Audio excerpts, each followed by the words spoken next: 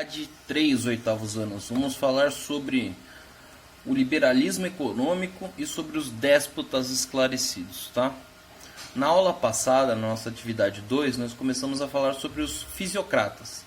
Lembrando, os fisiocratas eles tinham a proposição de que a economia funcionava por si mesma, como se ela fosse uma força natural.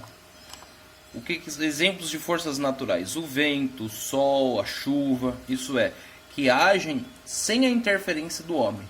Na opinião dos fisiocratas, a economia seria algo parecido. Então não necessitaria de uma imposição do governo através da criação das taxas, das leis, dos monopólios e assim por diante. Então os fisiocratas eles vão formar aí a base do que seria o liberalismo econômico, que é o tema da nossa aula de hoje. Então, se você não lembra dos fisiocratas, volta na nossa aula passada e recupera o tempo perdido. Voltando. Na atividade 3, nós vamos tratar justamente do principal pensador liberal, que é o Adam Smith. O Adam Smith ele vai propor, dentro de um livro que ficou muito famoso, conhecido como A Riqueza das Nações, duas regras básicas que vão servir aí como norte do pensamento liberal. A primeira delas vai ser a lei da oferta e da demanda, e a segunda é a teoria da mão invisível que rege o mercado. Vamos explicar rapidamente as ideias do Adam Smith. Na opinião dele, o preço das coisas se basearia na quantidade de pessoas que estão procurando. Vamos lá. Se todo mundo procurar canetas azuis, o preço da caneta azul vai aumentar. Em compensação, como está todo mundo procurando caneta azul, a caneta vermelha vai ficar mais barata. Então, esse exemplo simples, né, vai aí tentar resumir essa ideia de que o valor das coisas se baseia no equilíbrio entre uma oferta, isso é, a quantidade de produtos disponíveis, e a demanda, isso é, a procura por aqueles produtos. Outro exemplo para deixar bem claro para vocês. Vamos lá. Tênis All Star. Se todo mundo quiser comprar tênis All Star, vai haver uma grande demanda, certo? Só que a fábrica da All Star não consegue aumentar a produção dela de tênis, então vai ter uma oferta limitada. O que vai acontecer com o preço? Ele vai subir. Ao mesmo tempo, o tênis da Nike vai ter uma grande oferta porque ninguém vai estar comprando. Tá todo mundo querendo comprar All Star. Tendo uma oferta igual, mas uma demanda menor, o preço do tênis da Nike tende a cair. Então, essa daí é a primeira das leis propostas por Adam Smith no seu livro A Riqueza das Nações, a lei da oferta e da demanda. A segunda lei, e aí essa aqui é mais complicadinha de vocês compreenderem, então presta bem atenção, é a teoria da mão invisível do mercado. Na opinião do Adam Smith, e aí ele já vai se embasar no pensamento lá dos fisiocratas que a gente estudou na aula passada, existiria uma espécie de mão invisível, tá? Que faria com que o mercado autocompensasse as perdas e os ganhos. Então, para manter um certo equilíbrio no preço das coisas, o mercado não precisaria da intervenção do governo. O governo não precisaria falar assim, olha, você está vendendo tênis muito caro, ou você tem que parar de fabricar o tênis. O próprio mercado faria isso sem intromissão do governo, tá? É como se houvesse uma espécie de mão, entre aspas, agindo para empurrar ou para puxar os bens. Toda vez que vocês forem comprar algo, vocês estão puxando um bem. Você vai até a loja, certo? E, por exemplo, vamos lá, você vai na sorveteria. Aí você está lá puxando um bem. Você está sinalizando para o dono da sorveteria que aquele bem é algo precioso para você, né? Que aquela coisa é algo preciosa para você e que você quer que ele produza mais. Tá? É uma sinalização positiva. Você está puxando o mercado. Ao mesmo tempo, quando vocês assistem uma propaganda na televisão, por exemplo, tem aí as propagandas que passam no intervalo do futebol. Tem lá Banco do Brasil, Itaú e assim por diante. O que o mercado está fazendo? Ele está tentando te empurrar um produto, tá? Então, na cabeça do Adam Smith, não haveria necessidade do governo se intrometer nessas relações. Logo, o próprio mercado faria isso por si próprio, certo? Então, as duas leis básicas de Adam Smith, a lei da oferta e da demanda, que regularia os preços, e a teoria da mão invisível, que regularia todo o mercado de uma forma aí global. Mesmo nos dias de hoje, tem vários economistas que defendem as ideias do Adam Smith. E vocês vão ver que no próprio Brasil a gente tem um exemplo disso. A gente pode citar aí o ministro da Economia, é o Paulo Guedes, que é um defensor das ideias do Adam Smith.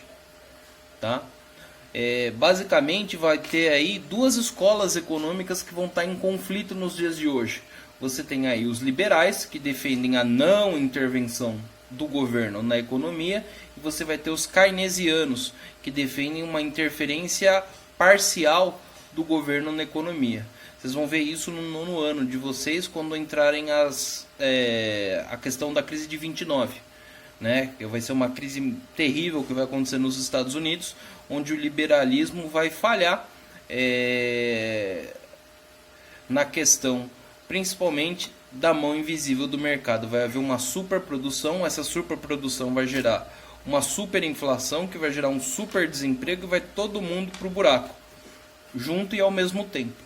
Tá? A partir daí, um outro economista chamado Keynes, ele vai criar uma outra teoria em contraposição às ideias do Adam Smith, que era o cara que estava reinando no campo econômico até então, certo? Então, ó, a partir daí já tem até uma nova fronteira para vocês estudarem nesses conflitos históricos. Em termos econômicos, vocês vão ver que o estudo da economia já vai se dividir entre liberais e keynesianos. O Brasil, por exemplo, por muitos e muitos anos, principalmente no período aí do governo militar, optou pelo modelo keynesiano de investimento. Mais recentemente, o liberalismo tem entrado em moda. Vocês podem perceber aí pelas próprias narrativas do governo quando vocês assistem o jornal. Além disso, o segundo tema da nossa aula de hoje são os déspotas esclarecidos. E eles levam esse nome até uma contraposição, né? Uma ideia contraditória, porque o cara, quando é um déspota, é só ele que manda. E o esclarecimento já pressupõe a ideia de que você aceita opiniões contrárias à sua. Os déspotas esclarecidos, eles vão ser alguns reis, né, príncipes ou mesmo imperadores europeus, que eles vão adotar algumas das ideias iluministas, tá? Entre elas, a ideia aí do livre mercado. Mas eles vão fazer isso sem abrir mão do absolutismo, sem abrir mão do governo onde eles têm a palavra final. Vão ser exemplos aí de déspotas esclarecidos: Catarina da Rússia, Frederico da Prússia e o próprio Dom Pedro II no Brasil. Na opinião desses reis e imperadores, o rei, né, o monarca, ele é o primeiro funcionário público do Estado. A função do rei é levar o governo a um novo nível, levar as pessoas a um estágio melhor de desenvolvimento, onde elas vão estar mais felizes, mais ricas, mais inteligentes e assim por diante, tá? Então, o despotismo esclarecido é uma forma de governo que vai misturar as ideias do absolutismo, onde a palavra final é sempre do rei, tá? Mas com algumas ideias do iluminismo. E entre essas ideias do iluminismo, a gente pode voltar lá na nossa aula 2 e lembrar principalmente do John Locke, da ideia do direito à vida, direito à liberdade de expressão e da posse dos bens materiais, e também aí dos fisiocratas e dos liberais, tá? Tem inclusive uma frase do Frederico, que da Prússia, que é a atual Alemanha, que diz mais ou menos o seguinte: que para ele não importava o que os súditos dissessem, contanto que eles obedecessem. Então ele está respeitando aqui o direito proposto por John Locke, que é o da liberdade de expressão. Está respeitando o direito à vida, porque ele não está mandando matar quem discorda dele.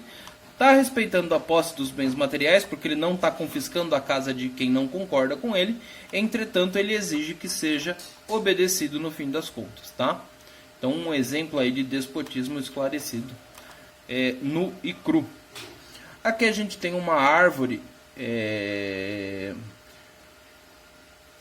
de conhecimento sobre o liberalismo.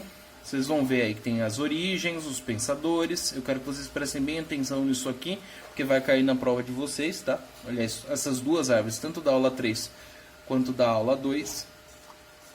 E aí as nossas atividades da aula de hoje. Eu quero que com as palavras de vocês, vocês citem quais eram e quais as principais ideias de Adam Smith. Quais eram tá bem fácil, é só ler aqui.